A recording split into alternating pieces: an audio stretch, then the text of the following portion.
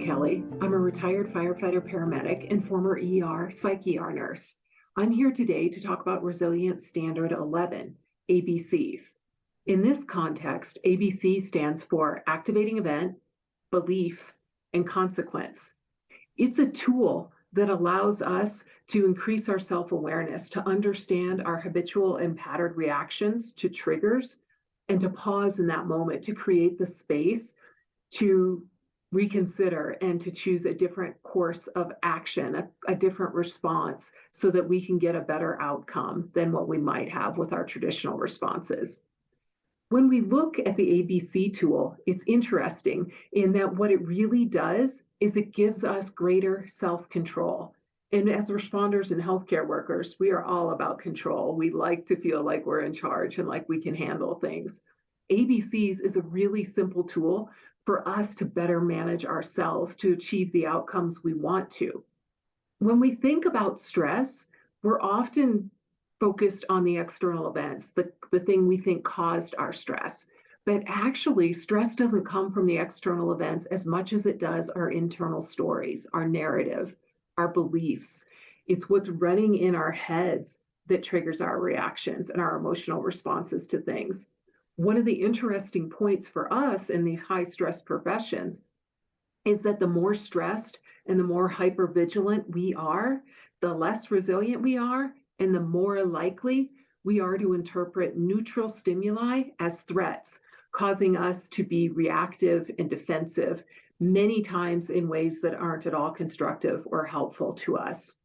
Utilizing ABC as a tool in the moment can really help us increase that awareness and pause and change the course of our interaction with an event or another person. So looking at the activating event, what we want is to recognize, I am being triggered.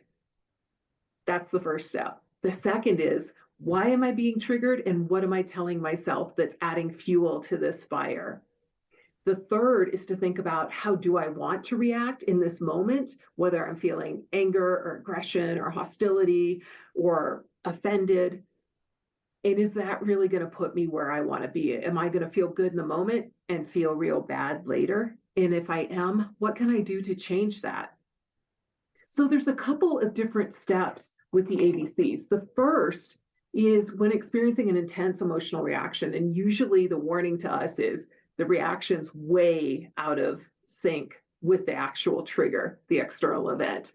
Ask, what reaction am I having? Because lots of times we just lump things into vague categories. I'm angry. Well, lots of times we're not angry. We might be feeling something way more nuanced, and recognizing what it is lets us know why we got triggered. Another thing is to recognize what triggered me. What specifically about this event? Was it what somebody said? Was it something that I saw? Was it something I overheard? Then asking, what story am I telling myself? Because the narrative in our heads like that, as soon as we get triggered, the story is rolling, and the stories are usually pretty negative unless we intervene to change them to something more positive. The next is to pause and think about, what were the outcomes of my reaction last time I was in this situation? What might be the outcomes of my reaction if I keep going down the path that I'm on right now? And then to ask, are there any changes that I can make? Can I do something differently right now to achieve an outcome that's more helpful to me, that's a better outcome for me personally, to change the consequence to something that's positive, not negative? So to give an example, I'm a retired firefighter paramedic. Let's say I'm in the bay one morning, I'm checking out the equipment, and the rest of my crew's in the station. I'm starting to feel bad, and I think, what am I feeling? I'm feeling angry. Well, no, if I think about it a little bit more, it's not really anger, it's resentment. All right, what triggered this feeling of resentment in me? It's that I'm out here checking the rig and the crew's in the station, the rest of the crew grabbing coffee. I'm out here by myself. All right, what story am I telling myself? And we all know the stories we tell ourselves. It's the always and the nevers and the shoulds. I'm always out here by myself. This always happens. They don't care. They're not doing their job. They expect me to carry all of the weight. I'm the only one here who's, the story goes on and on. So really just pouring fuel onto that fire. So the resentment's getting stoked higher and higher.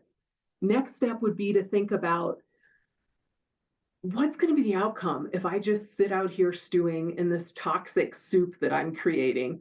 And I'm telling myself this horrible story about my crew, and I'm going through the equipment by myself. What's going to happen the rest of the shift? Well, I'm probably going to be resentful. I'm probably going to be passive aggressive towards my partner, or let's be realistic, probably just outright aggressive.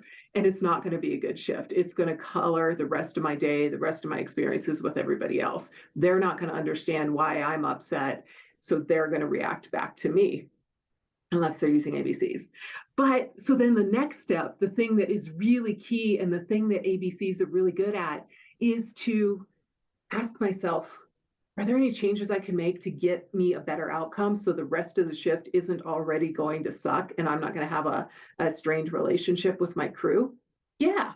What can I do? I could stop going through the equipment by myself, go into the station, grab a cup of coffee in a friendly and casual manner, just say, hey, it seems like some of the equipment's gotten moved by the other crews. Hey partner, hey buddy, would you mind coming out with me and going through it just so we both know where everything is? That's one of my big fears is we're going to run on a critical call and I'm not going to know where things are. And I think some of the drugs are expiring now. Can you come out and be my witness for the NARC box so we can go through and make sure we're up to date on everything?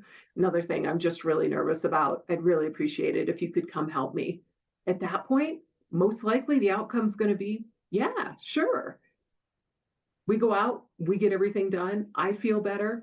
He or she doesn't feel slighted, and the day goes on and the shift is way better than if I had just allowed myself to listen to the stories in my head and to stoke my resentment.